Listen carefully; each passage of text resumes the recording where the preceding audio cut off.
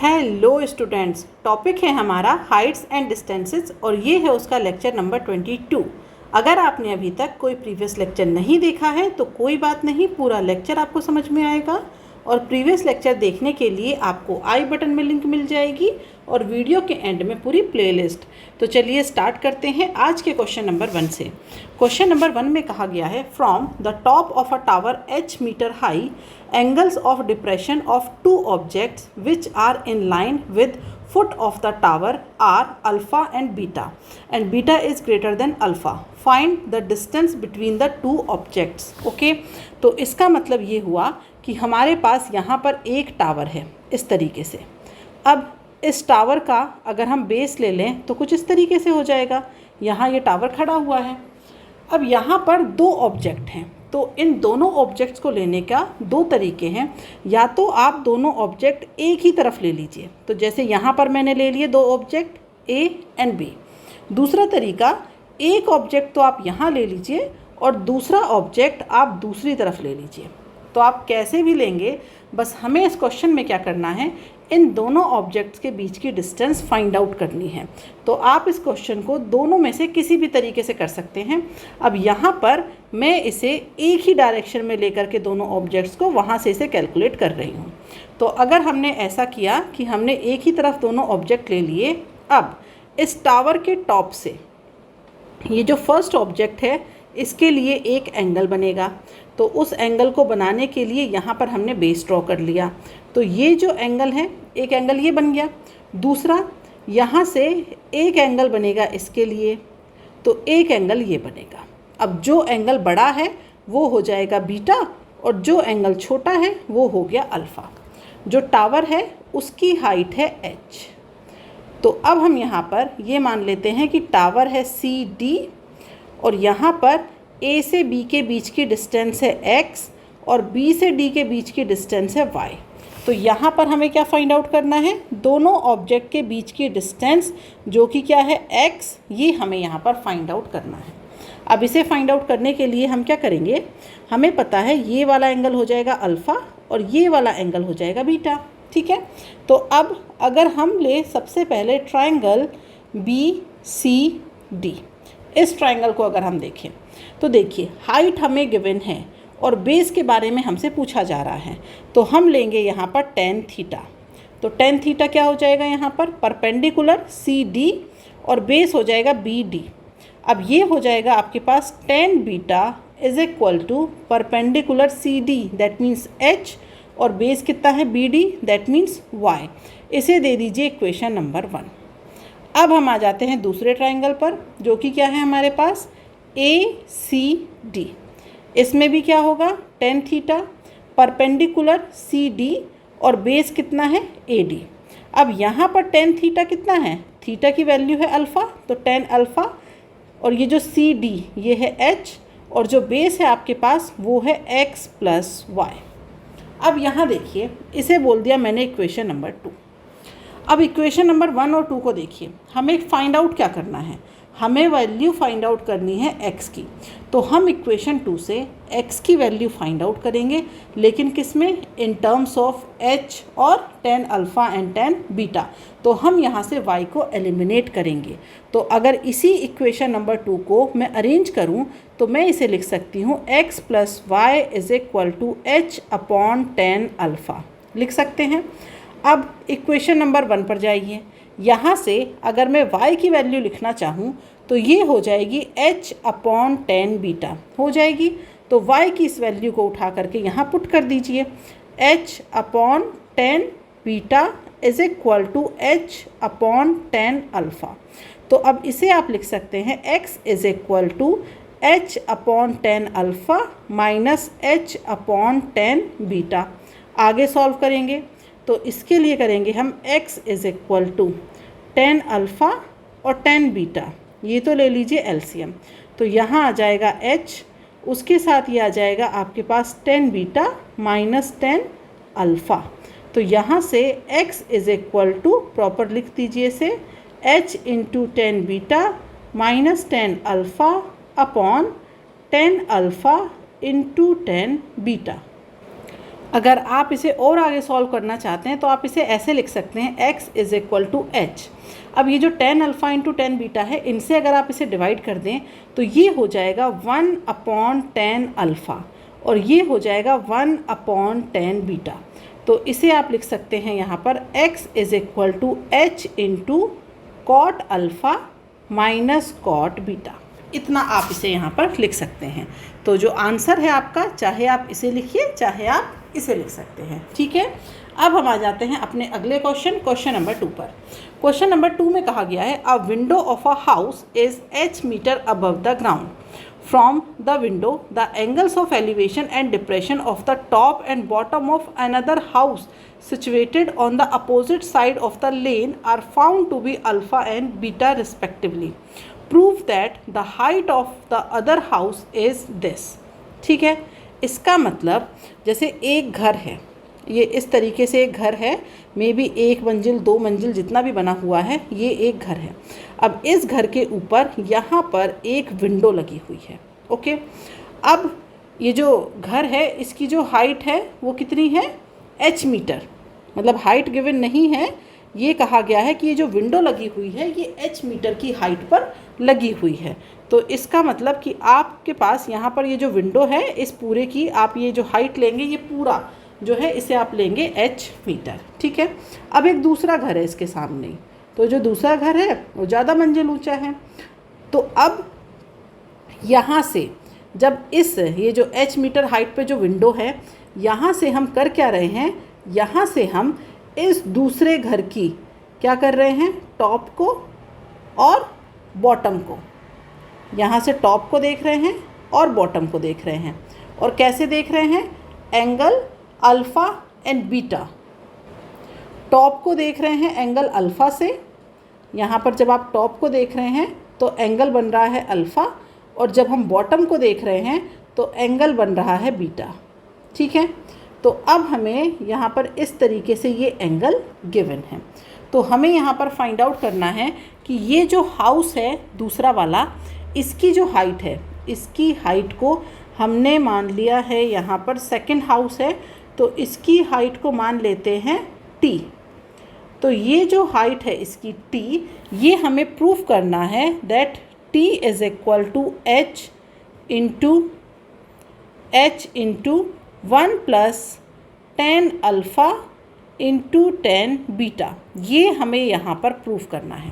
Question समझ आया? Question में क्या है कि हमारे पास सबसे पहले तो ये ग्राउंड प्लेन ले लिया, ये इस तरीके से ग्राउंड पर एक प्लेन ले लिया। अब इस पर एक घर है, तो उस घर की जो विंडो है वो h हाइट पर है। तो अब आप ये नहीं कि मैम फिर तो हम इतना लेंगे, नहीं, ये पूरा लिया जाएगा जहाँ पर वो विंडो है। तो घर के एकदम ऊपर वो विंडो लगी हुई है, ये हटा लीजिए, हम ऐसा मान लेते हैं कि ऊपर एकदम विंडो लगी है, तो ये h मीटर हाइट पर ये विंडो है। अब हो क्या रहा है कि जब हम इस घर से एक दूसरा घर है सामने, तो उसके लिए एंगल ऑफ एलिवेशन यहाँ पर कहा गया है, क्योंकि हम उसके टॉप को देख रहे हैं और उसके बॉटम को देख रहे हैं। तो जब हम टॉप को देख रहे हैं तो एंगल बन रहा है अल्फ़ा, और जब हम उसके बॉटम को देख रहे हैं तो एंगल बन रहा है बीटा। तो अब हमें ये बताना है कि ये जो सेकंड हाउस है इसकी जो हाइट है t, वो इतनी है, ये हमें कैलकुलेट करना है। तो उसके लिए सबसे पहले तो ये भी हो जाएगा h हो जाएगा, इसे मान लीजिए x और इसे मान लेते हैं हम y। ये एंगल अगर बीटा है दैट मीन्स ये वाला एंगल भी कितना हो जाएगा, बीटा। इनकी नेमिंग कर दीजिए A B C D and E, ठीक है। तो अब हम आ जाते हैं ट्राइंगल ACD पर। ACD अब कौन सा ट्रिग्नोमेट्रिक रेशियो लगेगा, tan थीटा। क्यों? क्योंकि परपेंडिकुलर फाइंड आउट करना है, और अगर हम हाइपोटेनियस ले लेंगे तो अननोन्स बढ़ जाते हैं। तो हम यहाँ पर क्योंकि बेस कॉमन है, क्योंकि हम देख रहे हैं जो वैल्यू BE की है वही वैल्यू AD की है, और ये है y। तो दोनों ही ट्राइंगल में अगर हम इस वाले ट्राइंगल की बात करें, या हम इस ट्राइंगल की बात करें, या हम इस ट्राइंगल की बात करें, तो यहाँ पर जो बेस हैं हमारे वो क्या है, तीनों में सेम है। तो अगर ट्राइंगल ACD की बात करें तो ये हो जाएगा tan थीटा, परपेंडिकुलर CD, और बेस हो जाएगा AD। अब ये जो tan थीटा है इसे हम लिखेंगे tan अल्फ़ा, परपेंडिकुलर x और बेस y। हमें x की वैल्यू चाहिए, तो x इज़ इक्वल टू हो जाएगा tan alpha y into tan alpha, ठीक है, इक्वेशन नंबर 1। अब हम आ जाते हैं दूसरे ट्रायंगल पर। दूसरा ट्रायंगल ले लेती हूँ मैं, ट्रायंगल ABE। इसे ले लीजिए ABE को। ये हो जाएगा 10 बीटा। परपेंडिकुलर कितना है यहाँ पर, हाइट h, ठीक है। तो ये हो जाएगा h और बेस कितना है y। तो अब इसे हम लिख सकते हैं यहाँ से y is equal to h upon 10 beta, equation number 2। अब ये देखिए, आपको जो प्रूफ करना है उस पर आइए। तो जो टोटल हाइट है t, उसमें h है, 10 अल्फ़ा है, 10 बीटा है। ये जो x और y है, इनका कहीं जिक्र नहीं है। अब जो टोटल हाइट में, टोटल हाइट अगर देखी जाए तो क्या है, वो टोटल हाइट है h प्लस एक्स। तो इसका मतलब आपको x की वैल्यू चाहिए, लेकिन उसमें y नहीं होना चाहिए। तो हम क्या करेंगे, इक्वेशन नंबर 2 की वैल्यू उठा करके पुट कर देंगे इक्वेशन नंबर 1 में। तो पुट करिए, तो x इज इक्वल टू हो जाएगा h into 10 beta into 10 alpha, ठीक है। तो इसे दे दीजिए इक्वेशन नंबर 3। अब देखिए, अगर हम हाइट की बात करें तो ये जो बिल्डिंग है, इसकी जो हाइट है वो क्या है हमारे पास, t। और ये जो t है ये क्या है, h प्लस एक्स। तो t इज इक्वल टू हो जाएगा h plus h upon 10 beta into ये हो जाएगा हमारे पास 10 अल्फ़ा। इसे अरेंज कर दीजिए, तो ये हो जाएगा h को कॉमन ले लीजिए। तो आप इसे लिख सकते हैं 1 plus 10 alpha into cot beta. क्या प्रूफ करना था हमें प्रूफ करना था t इज़ इक्वल टू, इसे थोड़ा सा ठीक कर लीजिएगा, क्वेश्चन में है जो हमें प्रूफ करना है वो है हमारे पास यहाँ पर ये h into 1 plus 10 alpha into cot beta. ये कॉट बीटा है, ठीक है, इसे ठीक कर लीजिएगा, कॉट बीटा।